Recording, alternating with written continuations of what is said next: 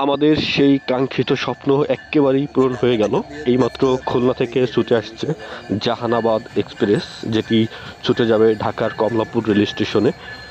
কাশিয়ানী উপজেলার এই ট্রেনকে ঘিরে এই মুহূর্তে অসংখ্য উৎসুক জনতা, এবং যারা সকলেই একটা স্বপ্ন স্বচক্ষে দেখার জন্য দীর্ঘ সময় প্রতীক্ষা করছিল। সকালের কুয়াশা ভোর অপেক্ষা করে মানুষজন অপেক্ষা করতেছিল যে এই জাহানাবাদকে স্বাগতম জানানোর জন্য।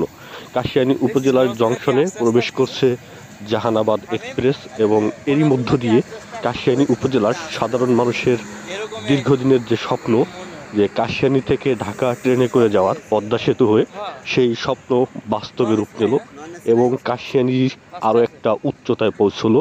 কাশিয়ানীর জনগণের আরও একটা স্বপ্ন পূরণ হলো।